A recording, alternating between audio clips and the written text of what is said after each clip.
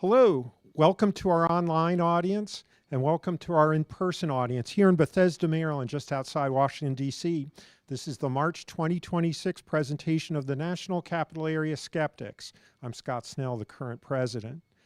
As advocates for science and reason, we actively promote the scientific method, rational inquiry, and education.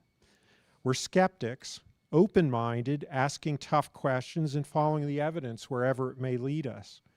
We provide a forum for ideas, information, and perspectives that have been marginalized by publishers in the news media. We appreciate your support. If you choose, please visit ncas.org to find out how to join our group. Most of all, we appreciate your participation in the exchange of information and ideas.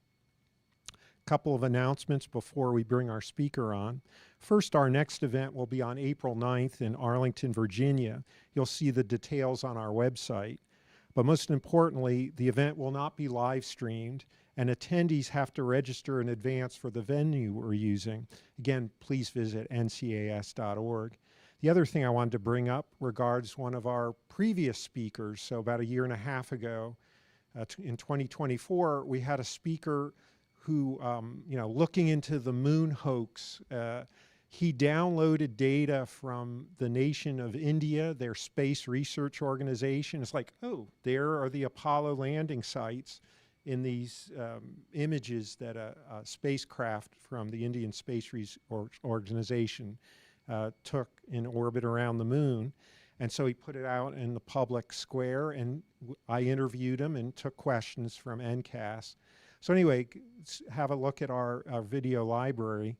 But the reason I'm bringing it up is there's a new program on PBS called Horizons from PBS News. It's just been on since January. Weekly show, 30 minutes, focusing on science, health, and technology. I recommend it. The one that's airing tonight at 6 p.m. Locally on WETA in Washington. And by the way, that's where it's filmed. This is where his work is featured near the end of the program. So anyway, you'll see Marty McGuire, the backyard astronomy guy, is sort of his hook there, and I recommend that you tune in for that. By the way, they show Tucker Carlson an excerpt from his show from a few weeks ago, and he's like, no, as if he doesn't believe it. And I was so crushed because 16 years ago, I was in line behind him to get food and drink at a Washington Capitals hockey playoff game. And we struck up a conversation, and he asked what I did. And I said, oh, I work as an engineer on this mission going around the moon, blah, blah. I was like, oh, that's really interesting. And he asked me all these questions. And now he seems to be on the other side of it. It's like, no, didn't I make a good impression? So anyway, but then, just to finish my overly long story, I was disappointed in PBS News because I was like, oh, I'll watch this Tucker Carlson thing they excerpted. If they had let it run another few seconds, he would have said, no. He would have said, but I don't really know. I'm not sure. And it's like, darn it, PBS, just let it run a little longer, or have your host say, I should say he's not sure. He doesn't say no, he didn't land on the moon. Anyway, back to my pleasure to introduce our speaker today. Mark Haynes was previously a vice president of General Atomics and a professional staff member of the U.S. Senate Committee on Environment and Public Works. He earned his master's degree in environmental science from Miami University in Ohio and retired in 2021 as president of Concordia Power, a small consulting firm focused on strategic services in the areas of advanced fission and fusion energy development. Speaking to us today on industrial scale renewable energy, a skeptic scrutiny from the Hinterlands, Mark Haynes.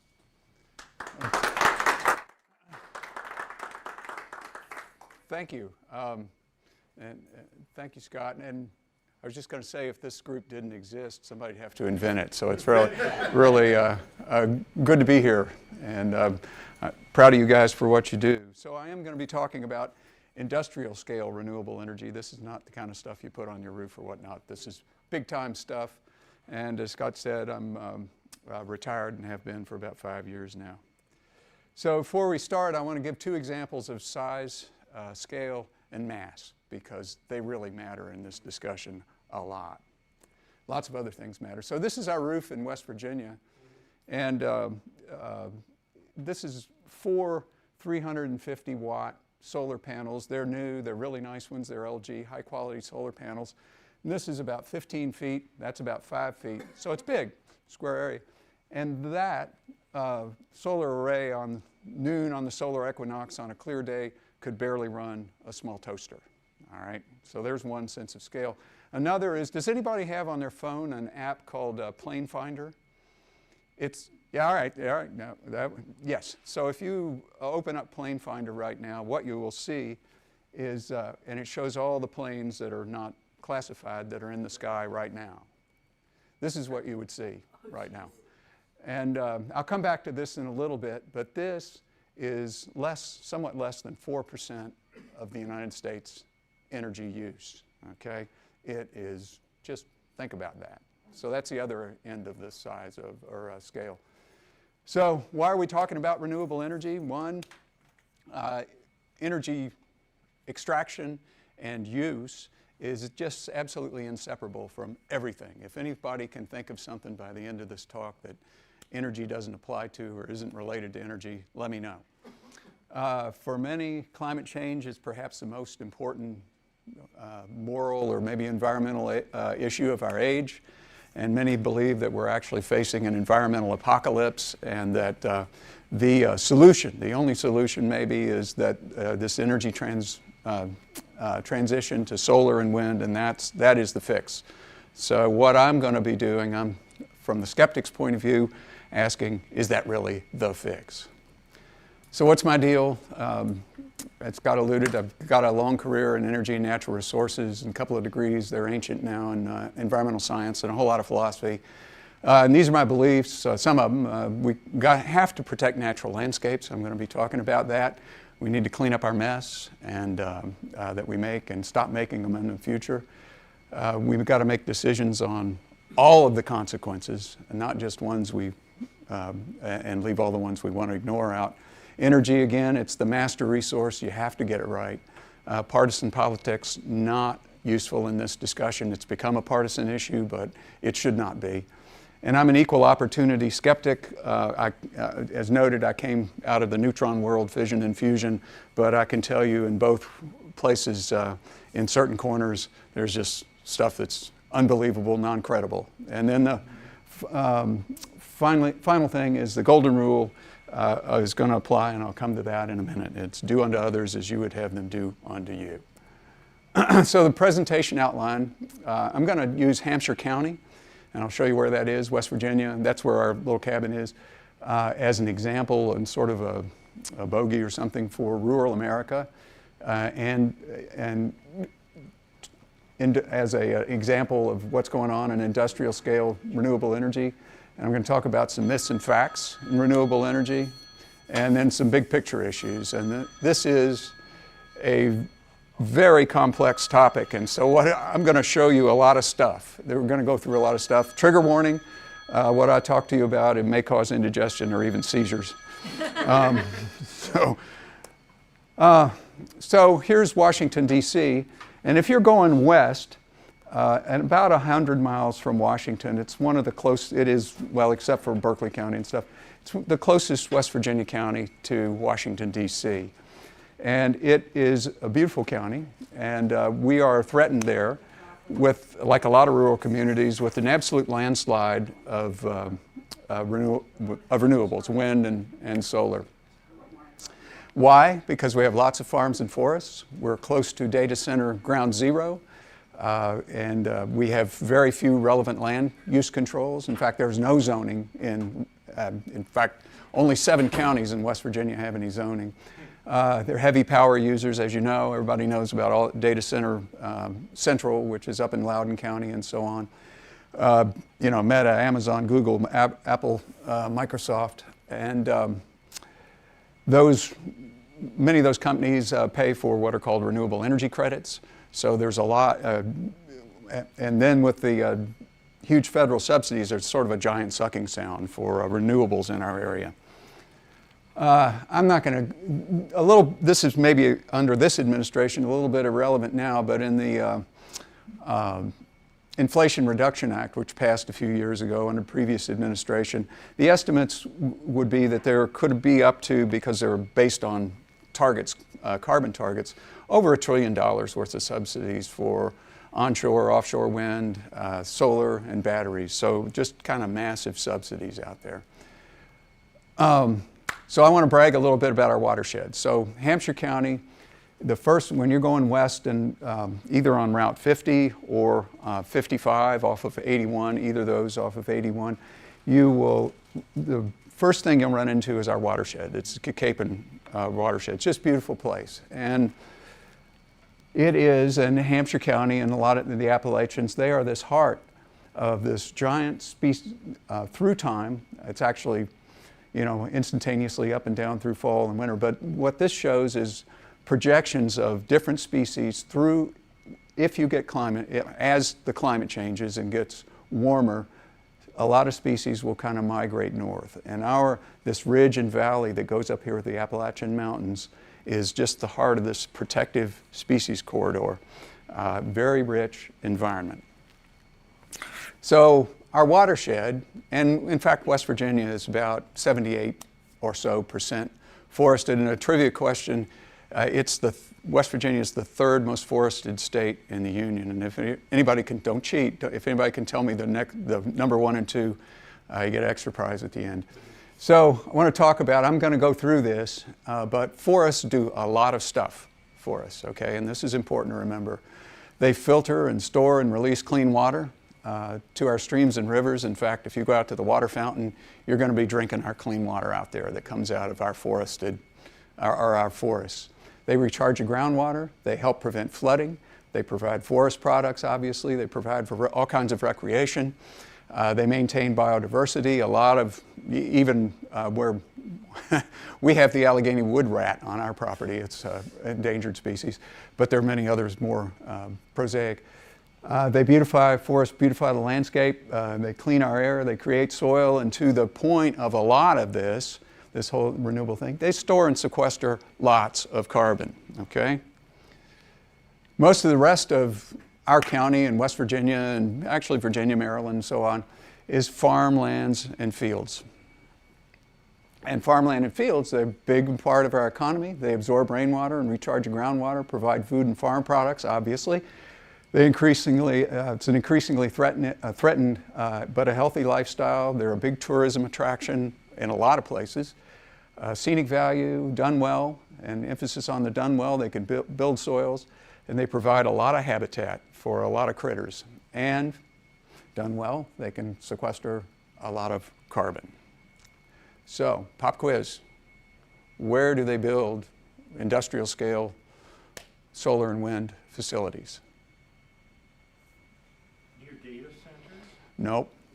Out in the country. Forests, farms, and fields. That's where it happens, all right? It's easier to do that than displace people out Yeah. of their homes.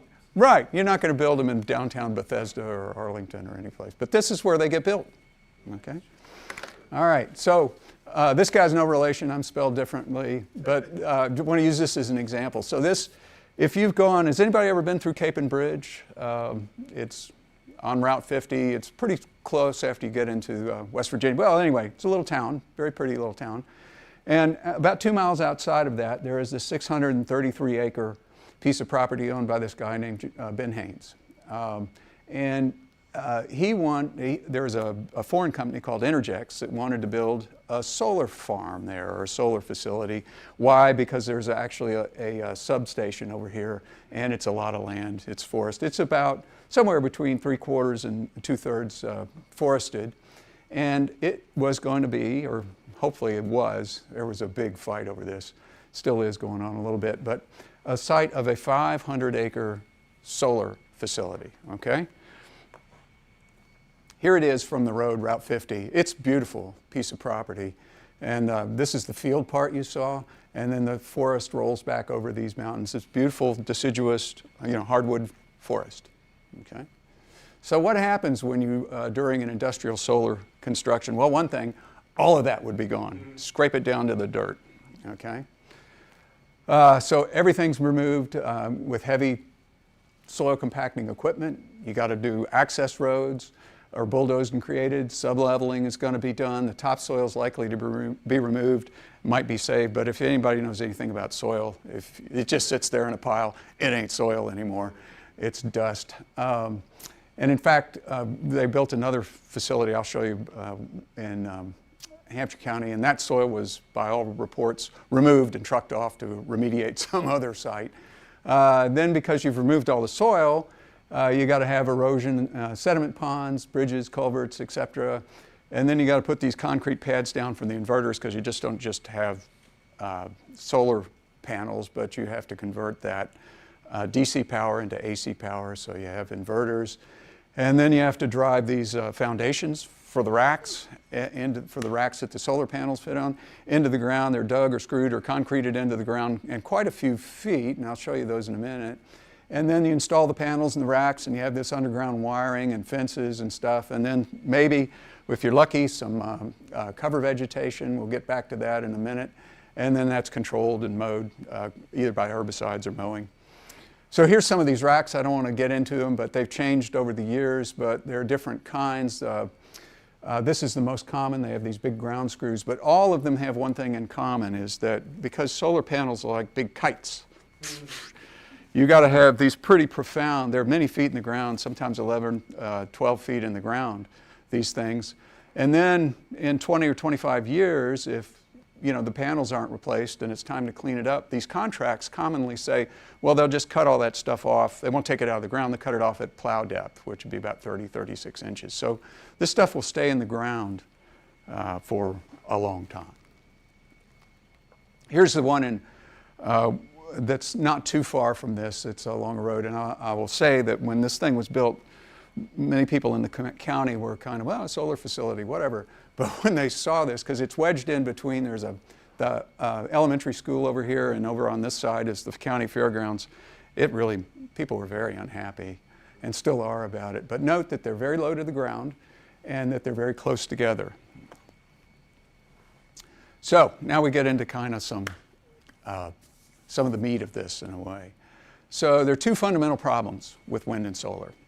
One is sunshine and the wind are not concentrated energy, and if they were concentrated energy, you might be on the surface of Venus, all right? Setting aside the sulfuric acid atmosphere. But so we live in this, the Goldilocks zone. So wind is mild, the sun is mild, and so on. So what does that mean? You got to have a whole lot, big cross section to collect all of it and turn it into useful energy. You have to have a whole lot of equipment to turn it into useful energy. That means that the costs up front are very expensive. That means at the end of life, you got a whole lot of waste you got to deal with. And so, not concentrated. The other part of it is that it's intermittent, and I don't mean to be pejorative, but it's unreliable. And how reliable is your weather forecast, really? And that means that they require 100% backup from something else that's reliable. So how much land? I'm going to try and roll through this pretty quickly, but your typical natural gas plant or coal plant or nuclear plant might be, let's say it's 1 unit. Here it's 400 acres. But, and in fact, who's been out Route 66 to 81? And okay, when you go out there, you cross over the, my brain just went blank. What's the river?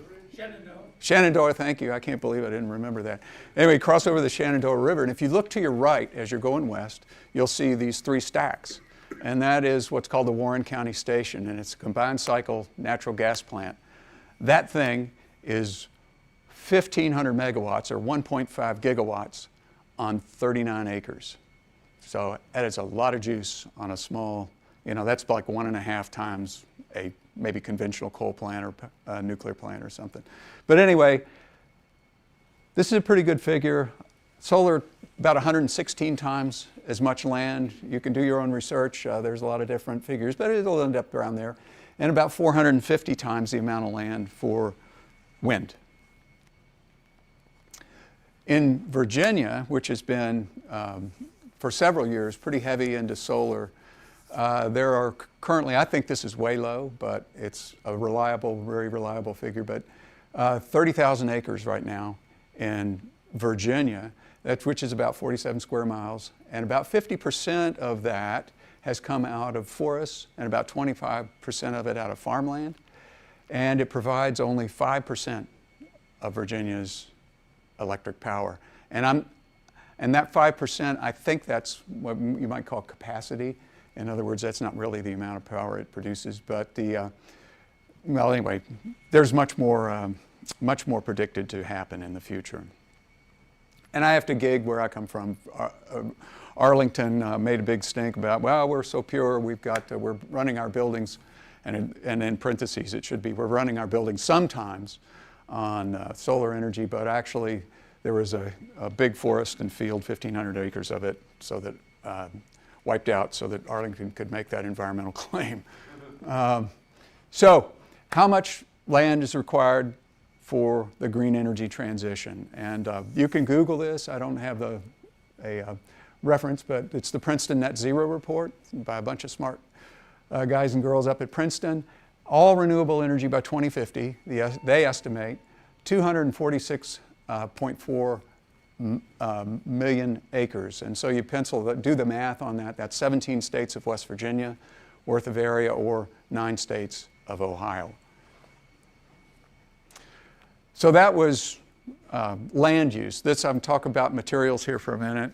And basically, it's a similar story for wind or natural gas. I've got some other slides in the backup slides if you want to see them. But for wind, it's about 10 times the amount of materials. And for solar, it's about 15 times the amount of materials that go in to building all that stuff that you need to collect this diffuse energy.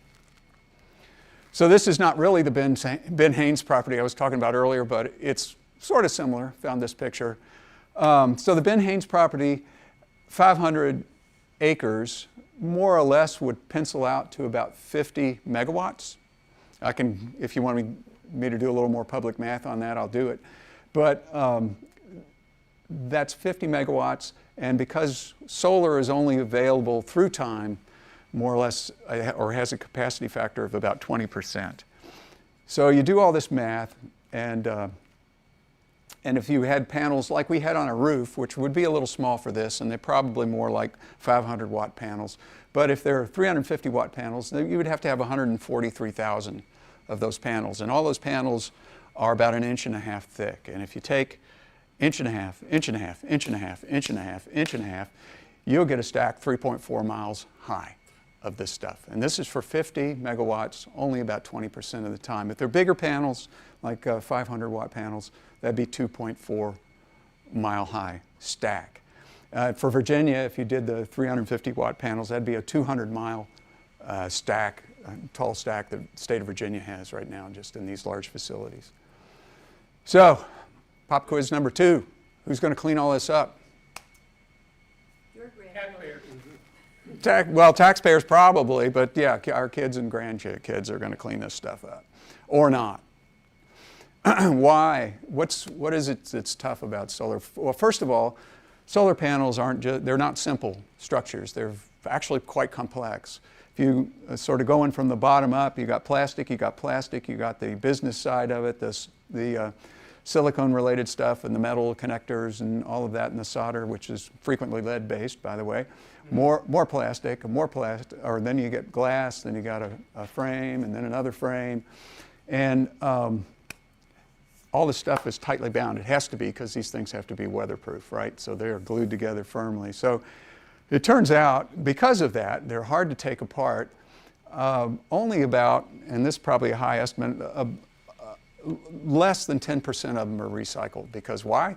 It's just so much cheaper to dump them in the landfill. So $1 to $5 to dump it in the landfill, up to $45 or more to recycle these things. And then the recycling process is quite complex and frequently involves solvents. So, and at the end of that, since no recycling process is 100% efficient, you end up with a bunch of toxic goo at the end of the recycling process, or you're likely to. So not easy. So we talked about the fact that it's diffuse. So we wanted to move into the intermittent and undependable problem now. So solar has approximately a 20% capacity factor, meaning if you've got a 100-watt solar panel, that in reality, through time, it's only going to produce 20 watts. But that, yeah. And so why? It's zero output for at least 12 hours a day. In the winter, actually, they are down, their production is down about 60%. I can tell you about that from personal experience. There's clouds, there's snow, there's, like I say, weak sun in the winter. Onshore wind, a little bit better capacity factor, 35%. There's zero output when there's no wind. And if you've ever driven by, usually when you drive past these big wind facilities in more western parts of West Virginia or Pennsylvania and whatnot, there's a lot of them not turning. Sometimes none of them are turning. Sometimes all of them are. But anyway, they have mechanical issues, snow on the blades, extreme cold. Things happen, and through time, actually, they're like solar panels, their performance degrades. And you might say, well, so what? Well, the so what is that an intermittent and unreliable, undependable energy system, you have to have a double-built system. So you have to have something there for every watt to back it up. So the electric grid, 100%, has to be 100% reliable. Wind and solar can quickly drop to zero, and it's not the basis of a reliable grid. So every watt has to be backed up with something reliable, and it's usually natural gas because it cycles quickly and cycles well. And the downside, and quite a few natural gas plants have been built to back up these facilities on the grid. Yeah. But powering those plants up and down, you don't just switch them on and off. They kind of have to be idling there like you might imagine your car would be at a stoplight or something, and then it turns green, you got to go. Anyway, really an inefficient way to run these things. Well, then what about batteries? I'm going to talk about batteries in a minute. Unlikely, okay? Expensive, short-lived, but I'll get there. So whether it's backup power or whether it's batteries, renewables require huge amounts of additional power infrastructure, and that means a lot of added costs and environmental impacts. These things, there's no free lunch. So I'm going to do a quick math example. So a modest, small-sized hyperscale center is about 100 megawatts of constant use. All right, so that's a data center on steroids. In fact, there's one at the proposed for the Dickerson facility, a data center that would be 3 times that size. But I'm going to use, just for ease of math, 100 megawatts constant. So it takes about approximately 10 acres per megawatt of solar capacity. So that means to power this thing, you need at least 100 times 10 acre, 1,000 acres. But wait a minute. I'm sorry to do all this math, but this is important. But wait a minute. Solar in the mid-Atlantic has at best a 20% capacity factor, which means it's only going to produce 1/5 of what the nameplate is, which means that, well, we better multiply by 5. So that's 5,000 acres of solar panels, and that would be a stack 34 miles high from the previous example, to power this data center. But wait again, because solar produces, no matter how much you have, 0 at night, all right? So no matter how many acres of solar panels you've got to power this data center, you're going to have something to back it up, probably natural gas. And that's why, I asked the question, but it's really fact, why the tech bros finally figured out, well, we better have natural gas to back these facilities up. And 4 of the big 5, it's Microsoft, Google, Meta, and what's the other one? Not Apple, but they all have investments now in advanced nuclear. Amazon, thank you. Yeah, Jeff Bezos has gone nuclear. So, so I like this cartoon because it tells a story. It uses windmills, and I'll get to windmills in a minute. But this is what we used to have, just power plants. But now we've got power plants plus all this stuff. So what about battery energy? And in this discussion, it usually comes, well, what about batteries? So they are not an energy source. In fact, they're an energy suck. They usually, when you do that round trip between charging them up and discharging them, you lose about 12 to 15% of the energy, and even with the best batteries. They're not, I don't think they're going to replace any significant power plant infrastructure if the goal is to ensure 100% grid reliability. And if you took, I've seen different figures, this is the low side, but if you wanted to power all of the US for 4 hours on batteries, it would take 4,800 of these really huge, what are called BESS, battery energy storage systems, and each one of those is about $100 million a pop.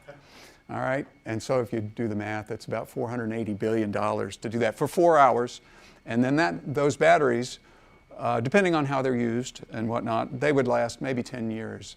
And embedded in those batteries is, if you follow this, because lithium and all these rare earth materials, a lot of slave labor, a lot of human rights issues, moonscape pollution, and so on. So not pretty. And again, they only last 10 to 15 years. So why are battery energy storage systems so expensive? They're complex is the reason. So there's two different kinds of batteries, and this battery I think these are the ones you might find in your Tesla or an electric car. They're about yay big or so, and they're a complex sandwich of electrolytes and dielectrics and so on. And then there's these other ones that I don't know exactly how big they are, about like that. But the point is, these things are complex structures. They're expensive to make, and then they are ganged up into these facilities, which themselves are quite complex.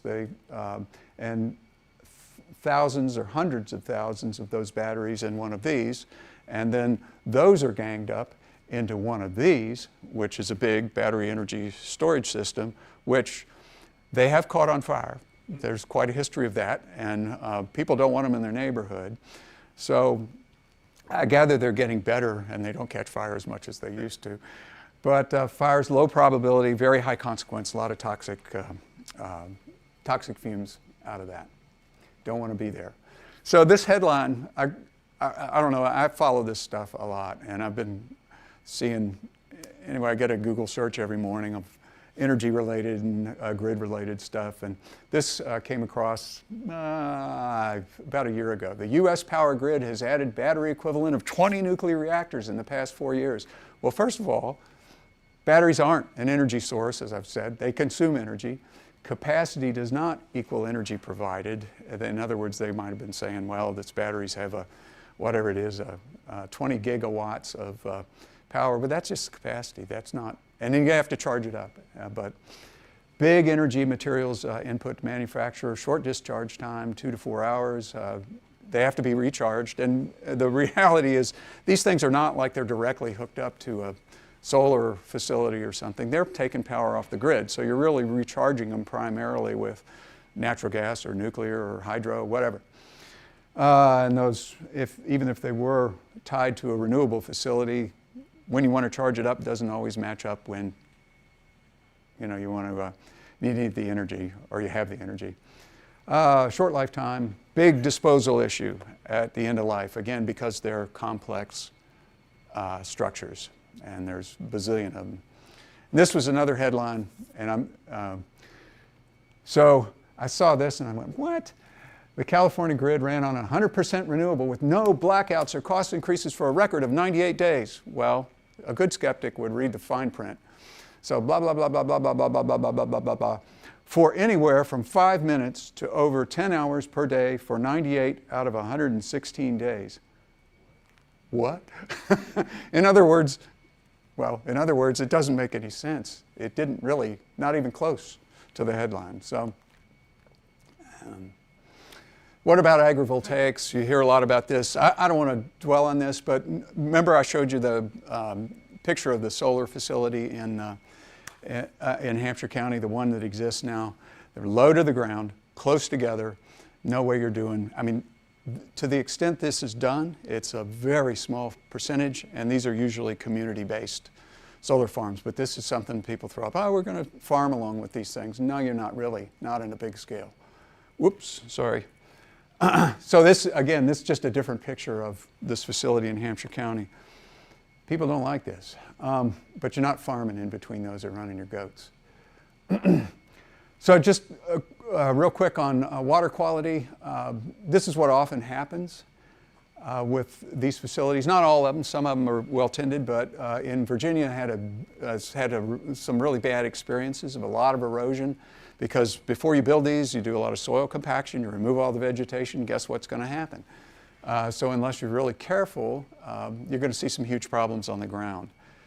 So Virginia has, I think it's more than this now, this slide's about a year old, but maybe somewhere close to 100 major solar farms, and about 70% of them have had a lot of water quality problems, runoff problems. And Interjex, the company that was going to build on the Ben Haynes property, they've racked up some of the highest fines, over $500,000, which is a lot in environmental fines.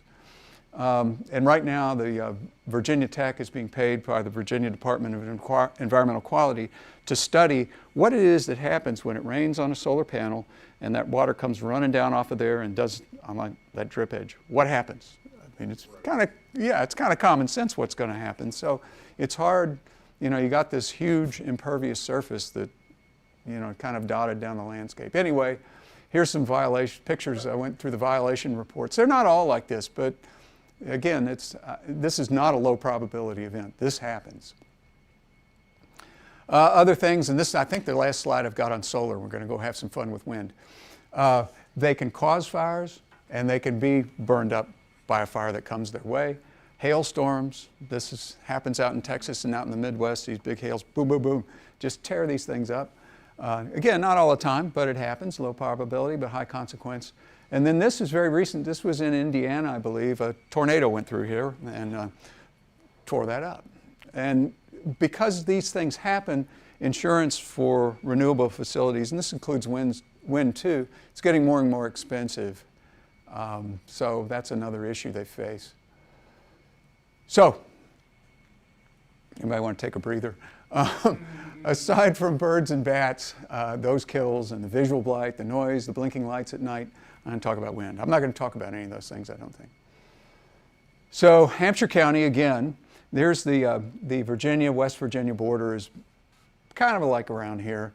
There are two in our county. There's one, or not, excuse me, there's one close by in Hardy County, which actually has zoning. They've been successfully fighting this off. And so in that case, the developer is kind of back on its heels, maybe given up, hopefully. And then on Cape and Springs, actually here, I'm sorry, this is the Virginia-West Virginia line. This resort, the Cape and Springs Resort, has anybody ever heard of that before? It's historic, beautiful place. But they they say they have money problems, and so this is a quick way for them to make some money. They've done a temporary lease on their mountain. It's beautiful. It's like almost 3,000 acres on mountaintop that this company, CPV, Competitive Power Ventures, another foreign-owned company, wants to build a wind farm. And that wind farm would look something like this. So this is pointing towards Washington, D.C. this way. Here's the resort down here. Here's a mock-up of what those turbines would be. These things would be almost 700 feet high, 600 and some odd feet high. They're the new, relatively modern ones. One of the things this happens a lot with renewable stuff, but the developers will sort of give you the pretty picture. And what they've done here is that here's the main street, what it really looks like. And they've taken this picture to show you what the windmills are going to look like. They've taken it with a fisheye lens. So it looks like the mountain's far, far away, but nay, this is what it really looks like, or will look like.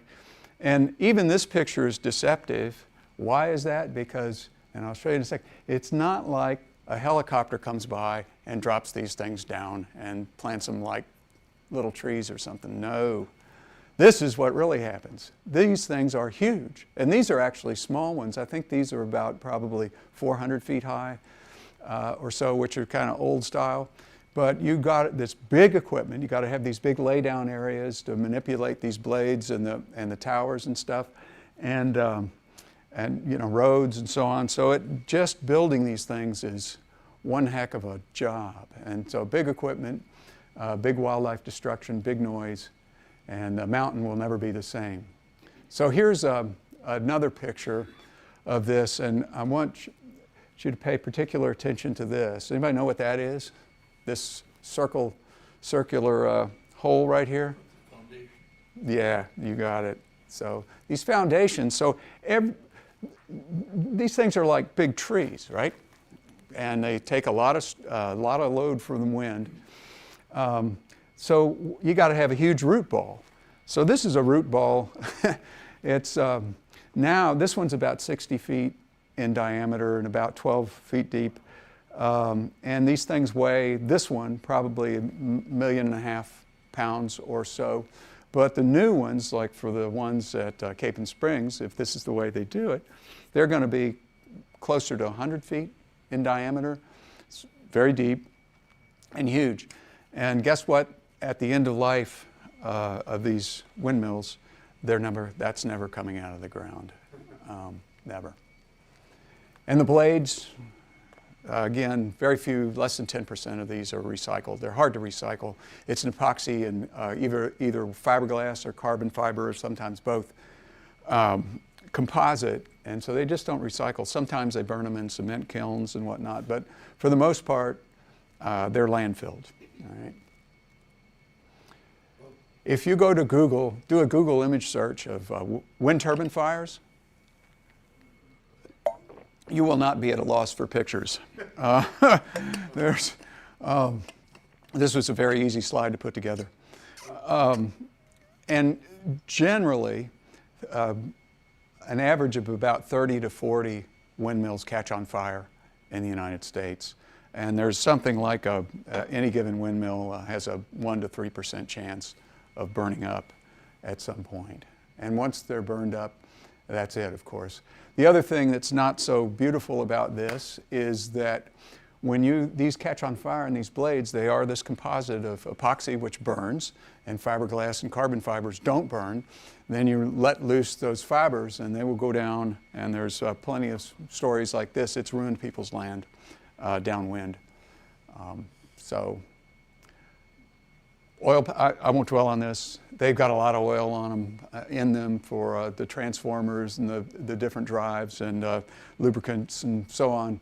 And they're under these huge mechanical stresses. And sometimes, you got blades that are, 2 football fields across. The wind over here is not like the wind over here, and so they're grinding around.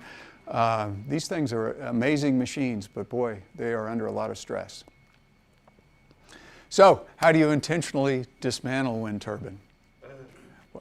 At Mount Storm, which is not all that far from here, they've got 132 of these right now. And back in December, they started doing controlled demolition of these, just blowing them up, and they hit the ground. Supposedly, they've taken all the oils out of them, but it's quite a mess.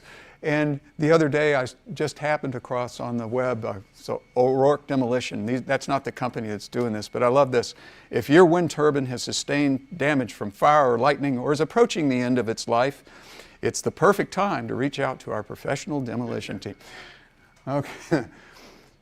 But that's an actual picture from Mount Storm, not far from here. So this is the common exaggeration that makes all this environmental destruction seem worthwhile. And you'll see this a lot. You've probably seen it. Who's seen statements like this? Our 50 megawatt solar farm or wind farm is going to provide enough electricity to power X amount of houses. So think about that for a minute. How does that even make any sense? It doesn't. So the more correct statement is our 50 megawatt solar farm, when it's new, might provide enough electricity to power 50,000 homes for a couple of hours on the clearest summer day. The rest of the time, not even close, especially not at night. And then the even more truthful statement is our solar farm will at best provide useful energy about 20% of the time. The rest of the time, every stinking watt of it has to be backed up by another power source such as natural gas, coal, or nuclear. So again, be skeptical when you see these claims. So we're getting close. There are several more slides, but this is the fun part. So what's the plan to go 100% renewable? So right now, in the United States, more or less right now, 2020, and nothing's changed. In fact, we have fewer power plants than we did before, of baseload plants, but we have about 12,000 power plants. That's coal, up in the Northeast, coal, gas, nuclear, hydro, primary ones. And those are connected up by something, and I think this is a low side estimate, but something like 250,000 miles of big transmission lines. So what are we going to do in the future? How are we going to do this? Well, we're going to have tens of thousands of generation stations in the form of wind plants and solar plants, and then we have to wire them all together with more transmission lines. And then what happens? How do we make this work if there's a big snowstorm or something like that on the East Coast? So the wind's not blowing, our solar panels are covered up with snow, and we're in trouble because on the East Coast, what are we going to do? Well, we're going to import power from over here, maybe in the Midwest. I think this is how this is supposed to work. There's no big plan. It's all kind of willy-nilly, but and they're going to provide power for somewhere else. But you said, but wait a minute, because these guys over here, they got to have power too. So what does that mean? You got to. It's snowing on us. Yeah, it could be. Yeah. So you have to overbuild this system and overbuild the transmission system to make anything like this even work. So just, I want you to think about this. So what is the secret sauce of the renewable energy transition? It's this: hundreds of thousands of miles of what is really environmental destruction in the form of building new transmission lines. And I'll tell you right now, I'm part of a bunch of people that are fighting a couple of transmission lines to take power from coal plants in western West Virginia and up in Pennsylvania across West Virginia to power data centers in northern Virginia. I'm not making this up, this is true. And there are two of them called the Mara Line and one's called the Valley Link. And together they're about 360 miles of transmission lines, which in the scheme of things, and this, it's not that huge. But if you do the math, it takes out to just do that, it's about 10,000 acres of forest and huge amounts of people's private property and stuff. And I will tell you that people do not like transmission lines on their property. They don't like it. And fight these things like hell. I'm part of that, fighting that thing like hell. Anyway, this is, it's bad. So, do renewables reduce carbon emissions? Well, you got to destroy forests and farms that sequester carbon and provide all those nice ecosystem services of clean water and so on. So that's high carbon emissions, less carbon sequestration, environmental degradation. Solar and wind, they require a lot more, many times more materials to manufacture per unit of energy produced, high carbon emissions. More transmission line build-outs, more carbon emissions, less carbon sequestration. Backup power systems, high carbon emissions. Unlikely, it's going to take decades to restore this land, the forests, the fields, and so on to their previous condition. So that's foregone carbon sequestration for decades. If you have these, if you want to recycle them, well, that's high carbon emissions and kind of an environmental mess too. So even if there were some carbon savings, which I guess is what this stuff is about, is it worth the loss of our farms and forests? But what about putting wind or solar on, and this comes up, well, we'll put them on parking lots, buildings, brownfields. Well, there's not enough of that stuff, really, but so yeah, let's do that, but then you still have much more materials you're using, you still have transmission line issues, you still have the backup systems, you still need those, and you still, at the end of their relatively short life, you got to recycle those things. So who wins? For rural America, because again, these things aren't built in the cities, they're built out in the hinterlands, right? So who wins? Well, the renewable energy developer, because they get these subsidies, they get renewable energy credits, they make a lot of money, and we could, if you wanted to talk about that, we could.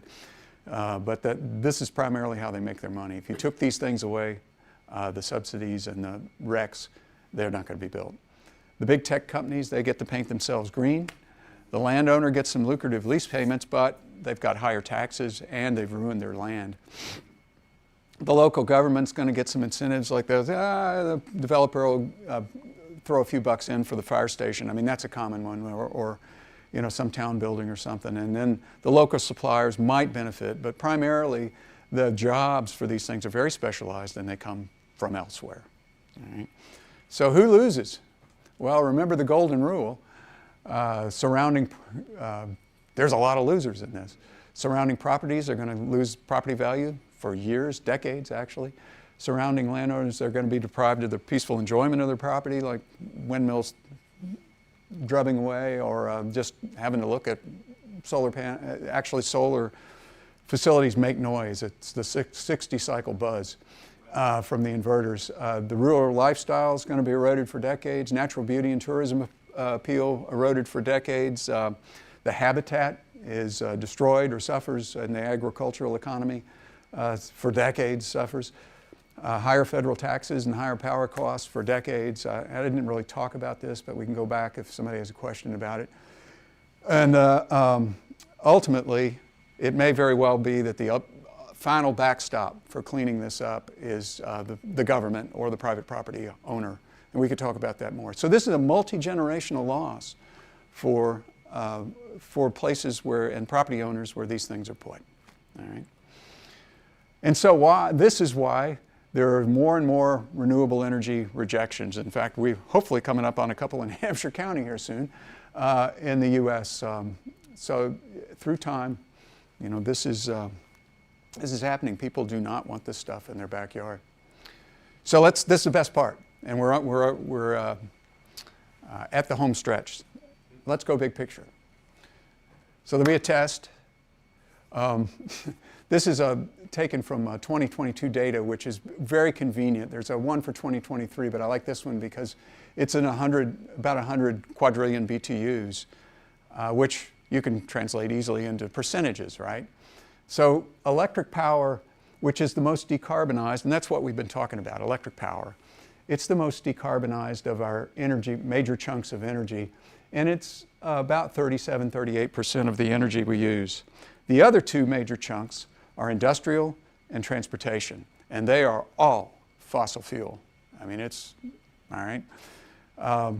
So in transportation is about close to 28% of the energy we use. And of that chunk, about 15% of it is aviation fuel. And if you do that math, that means aviation fuel is, come back to this, about 4%, a little bit less than 4% of the energy we use. And this is anywhere, and I can show you if you can pull it up on your app, or I can do it on mine. So anywhere between 5,000 and 5,500 planes in the air on average. And each of those planes is using 800 to 1,200 gallons of aviation fuel per hour. It's just massive amount of energy use, okay? And they're not really that close together in the sky if you spread this thing out there. So carbon emissions, it used to be when I was a kid and growing up in the 1980s, I was a kid before that, but in my professional life, the 5% of the world, U.S. had about 5% of the world's population, and we used, I remember it was about 30%, but what I'm seeing now is maybe more close to 25% of the world's energy. It's still kind of remarkable that we use so much for so small a part of the population. Today, here's the trend. We have about 4 to 4.5% of the world's population, and we're only using 16% of the world's total energy. So you can see, guess who's winning? China. And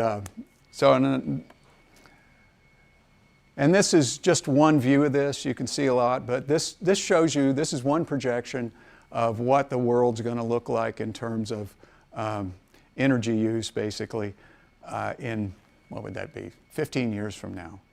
China, India, Middle East, Africa, Southeast Asia, South America. Don't ask me about this, I'll tell you what. Anyway, it's bogus.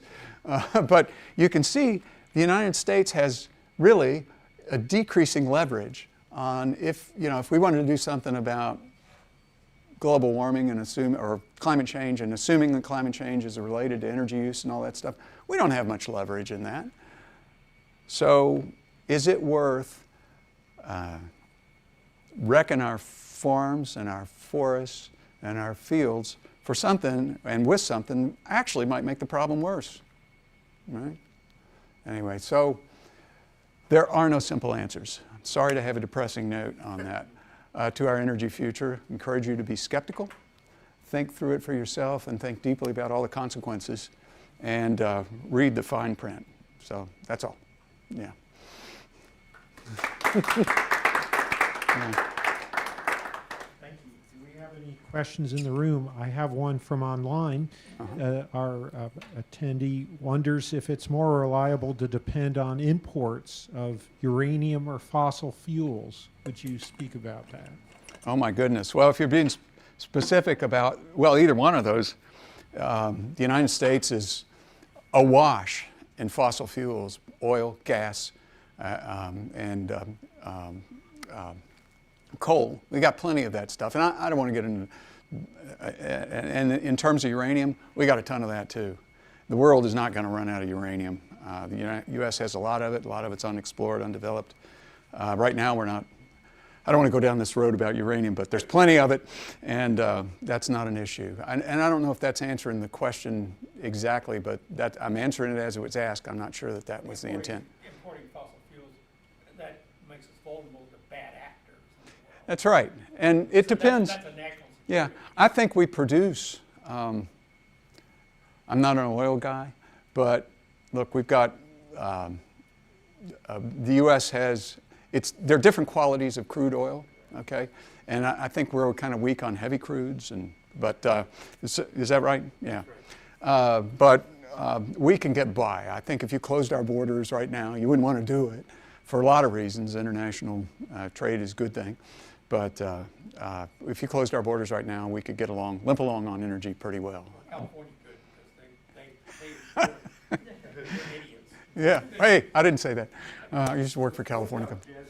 If we put solar farms there and then transmit from there.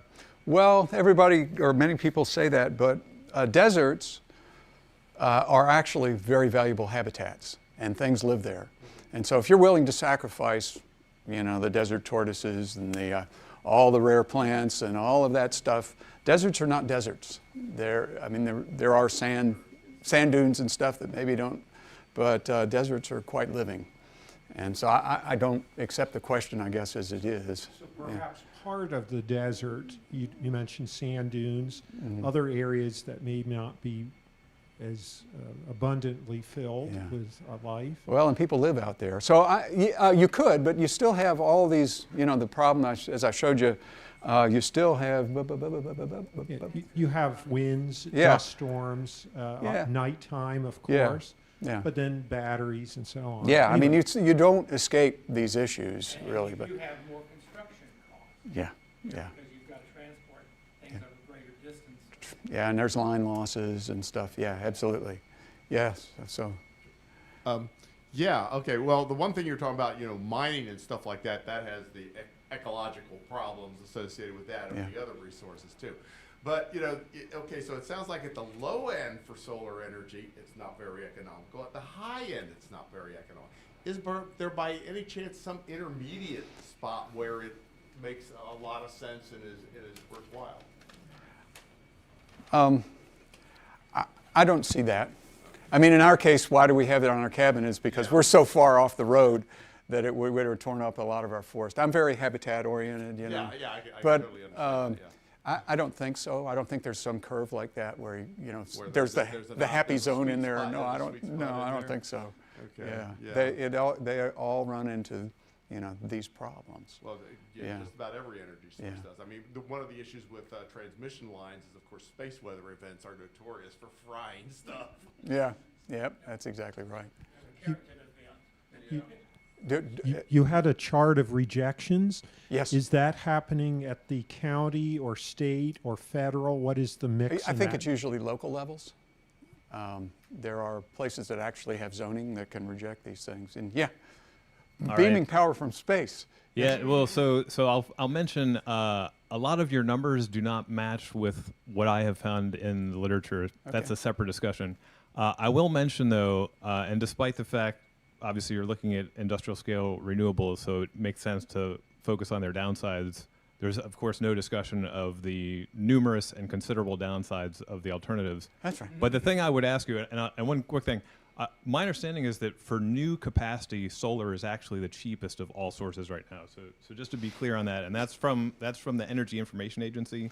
Let me that's talk not about me that. just making that up. I knew this but would hold come on, up. but hold on. Okay. The question I have Yeah. is you talked at the end about the global picture, which I think is critical because I deeply agree with your first assertion that energy is fundamental to everything we do. Yeah.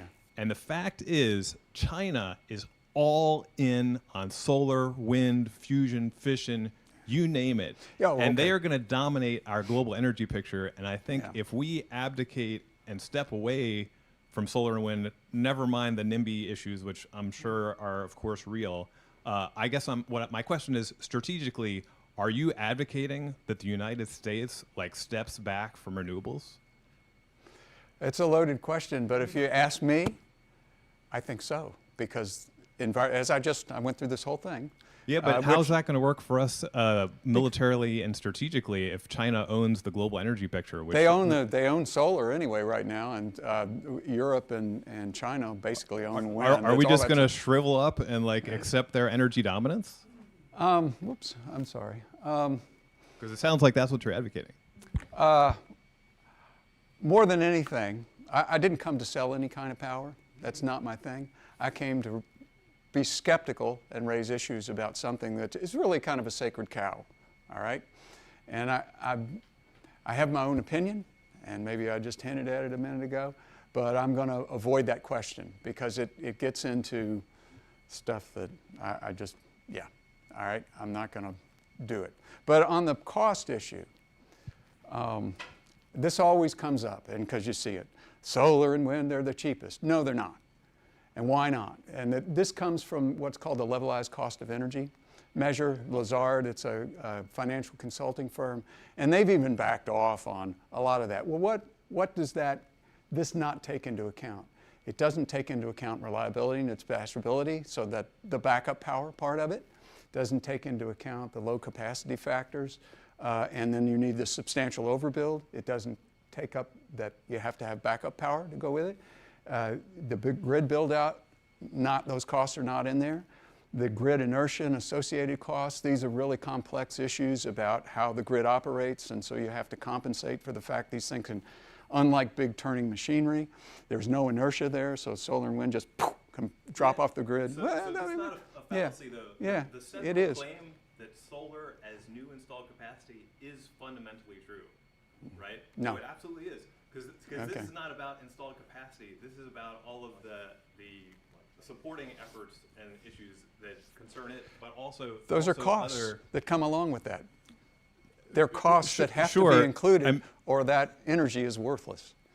It's not, though, because when it is active, it displaces other sources, right? Even if solar has a 15% capacity, the fact is when it's active, it's displacing other things, right?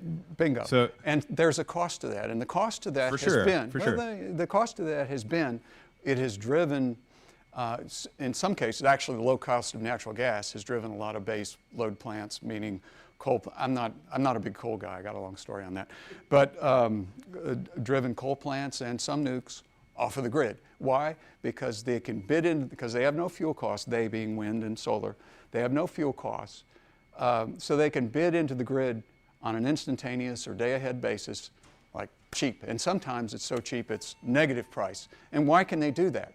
Because if they're operating under production tax credits, they're getting money for that anyway, and that's primarily solar, or the renewable energy credits. So they can, because they're subsidized like that, they can afford to operate like that. So sometimes they're in, sometimes they're out, and what they do is they make the baseload plants more expensive or less economic to operate because of that in and out, okay?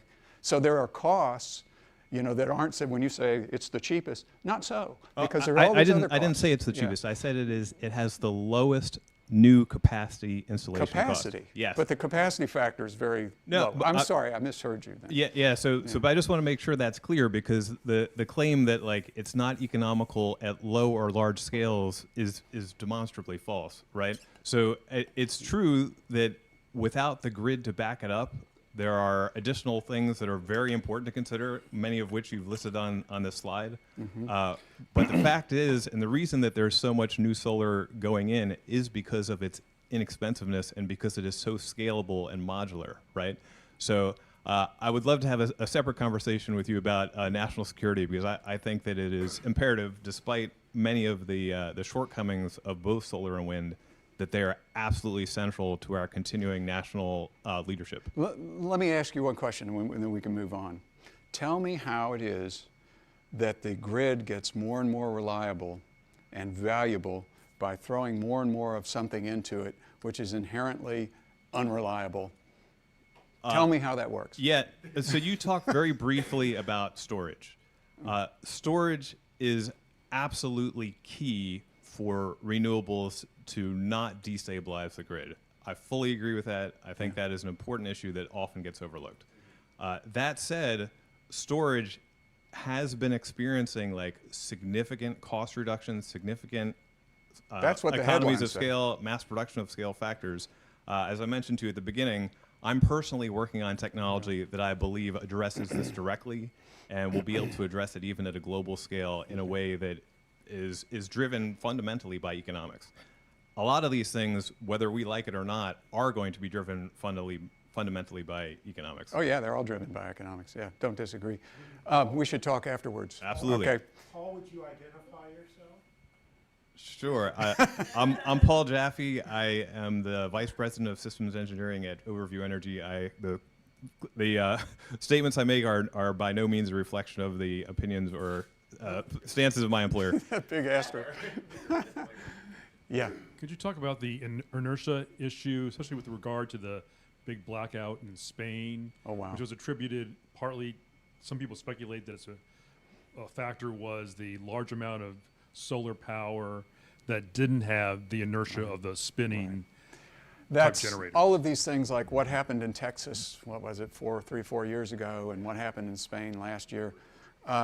They're political, all right?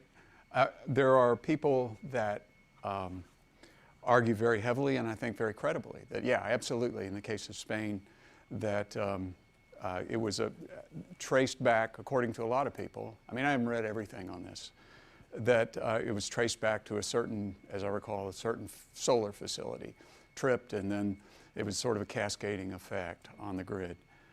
Then, of course, the renewable energy and the companies and the government, which has been very heavily supportive of renewable. No, that wasn't the case. And so, you know, sort of who knows what the truth is, but it seemed relative. Spain is very heavily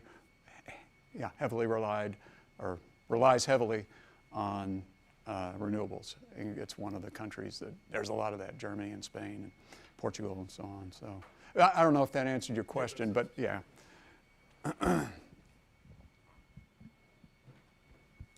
Hi. Let me just see if I can make my point really quickly. You see a lot of problems. What I see are a lot of future work for our science and technology community to solve those problems. So I'm not bothered in the least by all of the problems that you've outlined, because we may not have the answers today, but we will have them in the future. Okay. Yeah.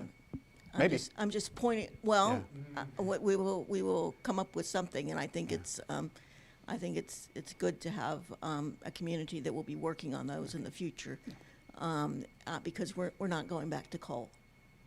Yeah. Well, yeah. There are China's sure building the heck out of coal plants, and there are places around the world that are. Yeah, we're not in the U.S. Yeah, forgive me, but to follow up on her comment, you have a list of problems, and some of them, the way you presented them, was like, oh, the topsoil turns into a pile of dust. But if you reuse it relatively quickly, it doesn't turn into dust. That's true. Yeah. So really, it shouldn't be on the list. It should be, I actually if you use said it, that. I didn't. Yeah. Right. Okay. that you know, it's like this needs to be done correctly would be a summary of some of that, the topsoil example. And of course, I'm not an expert on this. I'm just homing in on something that I know. Yeah. And so I do wonder, have you ever been in a panel discussion, possibly on YouTube, with a renewables counterpart, you know, where you have I'd sort be of a glad to back do and it, forth. That would be an interesting sort of addendum to today's talk we could look at. In the whatabouts, none of this escapes, including what you're saying, none of this escapes this massive habitat destruction. No matter where you put an industrial solar facility, you got to strip everything, every tree, and again, where these things are built, all right? Forests and fields, that's where they're built. Or deserts, which have their own rich habitats. They're not just deserts.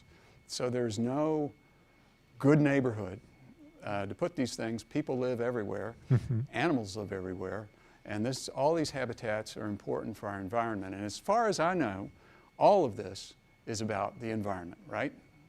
Right. Okay. Okay, well, kind of going back to my thing about is there a sweet spot in the scale? Montgomery County is encouraging people to like put rooftop solar in, and I've been really tempted. I haven't done it yet. I did some initial calculations, and it looked like it was reasonable that I could get, you know, we used to have power outages occasionally in our area, and, you know, I ran the basic house off the generator that was doing like, I think, was it 1,000 watts? It might have been like a kilowatt or something like that. Ran the refrigerator, kept the Wi-Fi up, stuff like that. So is rooftop solar, I mean, because it doesn't have to go and clear new land. You know, some of the issues that you brought up aren't impacted by that. And for the most part, my understanding is it feeds into the grid.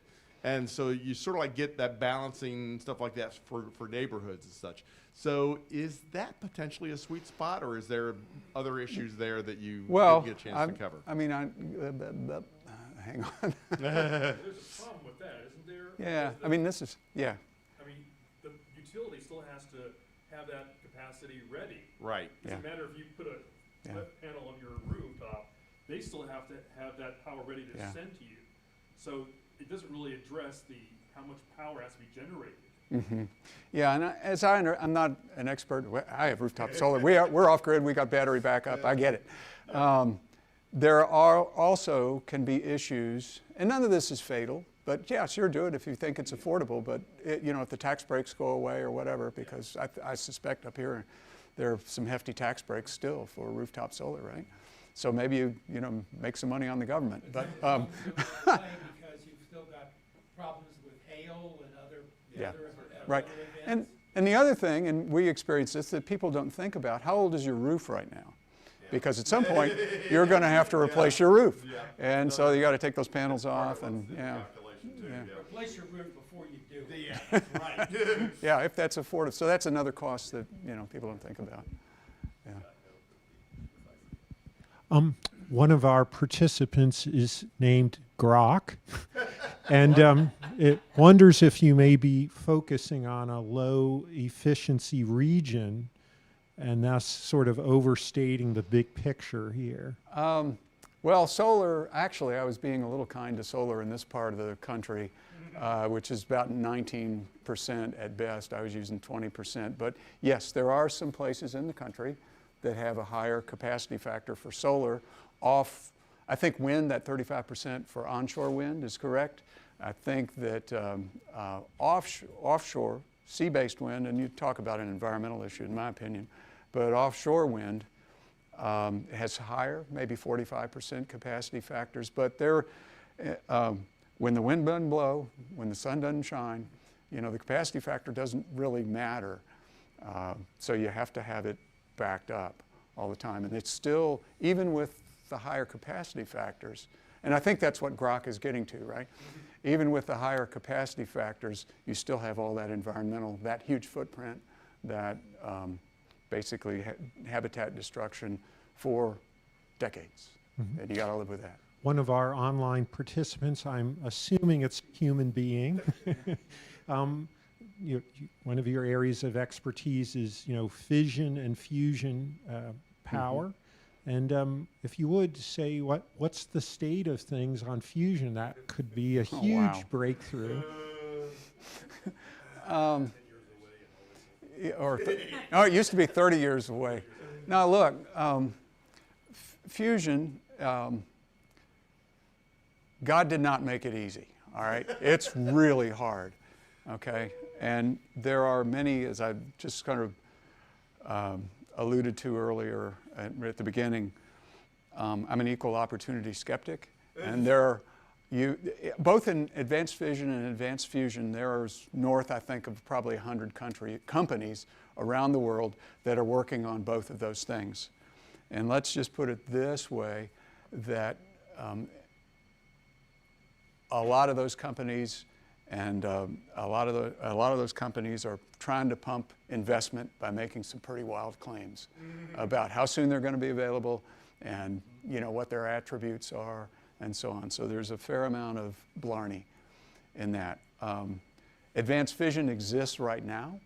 I guess that the question was fusion, but advanced fission exists right now, and I could give you some examples of that in Russia and in China and so on. The U.S. is unfortunately used to be the lead. We're not anymore in that. We used to be the lead in fusion. We're not the lead in that anymore, but fusion is very hard. The physics are moving right along. There's been a NIF, for example. Depending on how you measure it, it got a Q value of greater than 1, but that was not from the wall plug to the... it's, even if it seems incredible, fusion does, and it's really hard, we better be doing it and putting the pedal to the metal, because one thing, it has a lot of great spin-offs. And another thing is and it drives science, some really fundamental scientific research. And one day it may prove, and it's not going to be 10 years from now probably, or maybe even 20 years, but one day it may be the, uber alles energy source. So, Okay. yeah. Listen, I mean, obviously, Yeah. I'm overstating things, but to make a point, next month is the 40th anniversary of the Chernobyl disaster, Yeah. and we have the Fukushima Right. disaster, and these buildings, these technologies were developed where it's like, okay, we're good now, we're safe, and we'll go forward, and hopefully, or maybe inevitably, this may happen again with whatever comes of what you've just described. And you don't have a presentation today of, as Paul Jaffe mentioned, the other side of you're showing the shortcomings of your competitors, but not showing the shortcomings of your focus that is fusion and fission. Yeah, and I would have said I should have said at the very beginning, there is no energy source that does not have warts. Okay, they all have warts, and that's, as I said in the last, there is no simple answer. There's no magic formula, and in fission there have been some ugly incidents. But I would argue, or not argue, but just say parenthetically that the Chernobyl reactor and the Fukushima reactors, maybe they're sort of like the Ford Pintos of nuclear reactors, and that was being kind. Okay. Quick question or clarification: what are you calling enhanced fission? Is that breeder reactors? Advanced. Okay. Advanced. Most of the world's reactors now are light water reactors of two types: pressurized water reactors, and my brain just went. They're all light water reactors, but anyway, boiling water reactors. Sorry, I have to change gears, and so I guess.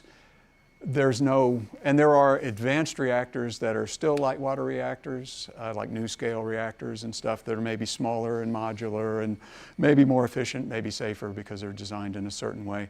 But generally, if you talk about advanced reactors, it could be molten salt reactors or sodium-cooled metal-cooled reactors, or high-temperature gas-cooled reactors, or there's some fast gas reactors and so on. And it was interesting. I'll say this, that about almost 70, 80 years ago, they knew all these things existed. We built these things in the United States, down at Oak Ridge, particularly, and out in Idaho and stuff. We had these things. And some of them worked well and some of them didn't. But there's probably 100 different types of reactors, but if you take the different criteria, you really winnow it down to about 6 or 7 kinds that make any sense whatsoever, and those ones I just mentioned are kind of in that category. And there's lots of companies working on virtually all of those kind of reactors now. And very few of them will succeed, probably. forgive me, your first slide, I'm nitpicking, but you described it as summer equinox. Well, we just had the spring equinox like Yeah. a day ago, and you meant summer solstice. Oh, I'm sorry. But I knew think that's you what I meant. said, didn't it? Yeah, Oh, just well. do a control home, and that'll get you to the. There you go. See, summer Yeah. solstice. Thank you. We'll edit that with AI. Yeah. It'll be seamless. Gumball Hall of Fame. Sorry. Yeah. Any other questions? Okay. This is fun. I think it's yeah. Yeah, just a quick comment.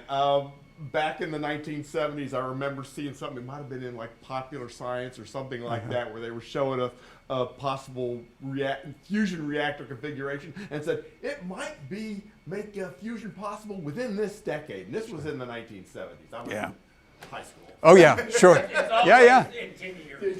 Yeah. First thing you have to do is build yourself a star. Yeah. Yeah. That's right. Well, that's become the easy part of it. The other part is the other part of it's the materials and the technology. That's what's really hard. Well- Yeah. Really need it. Why isn't fission good enough? I've often asked that question, but The question of why it's fission is like I say, it's worth doing, because these things. It's like this, maybe like the space program, that so far in terms of populating the moon or mining the moon or Mars or whatever, it hasn't paid off, but it's paid off big time and benefits to society that you don't expect. So maybe we'll get there one day. But yeah, I'm sorry. Mark, one of these big plans, which I'm kind of optimistic about, is the idea of putting data centers in space and getting solar power there. So that would offload a lot of this. Admittedly, many technological challenges to deal with, but in the big picture, I think that might get them out of your neighborhood. So I have a question about that, and I've read a reasonable amount of that. But if there's no atmosphere, the premise is, I guess, you've got all that solar energy. It's not degraded by the atmosphere and stuff, so it's very powerful in space. But the advantage is you're shedding heat, so you don't need to cool these things in space. But the problem is there's no atmosphere there, right? So how do you shed heat There's with no atmosphere? radiative heat dissipation that we use on Okay. spacecraft. Okay. Yeah. As we wind down here, Yeah. would you speak just for a moment about your own background? Because I found it kind of interesting. You've gotten bachelor's and master's degree in environmental science, Yeah. and then flowed into the nuclear side of things. That must have been very interesting when you get together at reunions with your former classmates. Yeah. Did you have sort of a different kind of worldview? What do you think caused that difference? I'll give you a real short story, and it's a little different. So when I went to college, I mean, I've always been since a little kid. I love the woods, I love the environment and all of that. And so it really speaks to me. So when I went to undergraduate, I majored in environmental science, also philosophy too. But I worked for the division, after that I worked for the Division of Water Quality in Eastern Kentucky. And I was an inspector, and I saw some unbelievable stuff out in the field between what happened to the land in terms of coal and oil and gas, and sometimes the mixture of those things. And so I said, well, this is crazy. I want to do something about this. So I went to graduate school. And in graduate school, I was very focused on energy. It wasn't necessarily what I was majoring in environmental science, but really interested in that. And I had it was like a year and a half epiphany about renewables at that time. This is 45 years ago, and I said, man, this just can't work. Because when I was growing up, I saw a lot of industry, was around a lot of big stuff, and I had some sense of scale. And I just said, man, I'm sorry, we're just not going to have an industrial society based on this stuff. So I said, I got to do something about this. So I went to Washington and I wanted to work on the Senate Energy Committee or the House Science Committee, and failed, and ended up on the Environment Committee. And then one of my responsibilities eventually was the Tennessee Valley Authority, and that was kind of my foot in the door on nuclear. And anyway, when I left, so that kind of put me on this trajectory. I was very interested in fission and fusion, and through some actually kind of miraculous lucky breaks and maybe magnetic attraction, ended up working for General Atomics, which it's a great company, and it's runs the still has the largest magnetic fusion experiment in the United States, and is very involved in inertial fusion. They make the targets, a lot of the targets for those facilities, and at the time was heavily involved in advanced fission. So I was hog heaven. Anyway, that's short, maybe a long answer to a short question, but All right. that's, yeah. Well, Thank you. thank you very much for your talk. And Sure, the, hope you enjoyed it. Yeah. Thanks. yeah, and for those of you, please sign up and you'll get announcements from us. April 9th is our next event. That one is an unusual one that we'll need to register to attend the venue. And it won't be live streamed, although it will be recorded and you can watch later. But we'd love to see you there in person to pose questions. And it's similar to what we had today with our guests. Thank you. Yeah, go to our website, incast.org, and the registration is right up there at the top. All right, I'm Scott Snell signing off for the National Capital Area Skeptics here in Bethesda, Maryland. Thanks for joining us online and here in person. So long.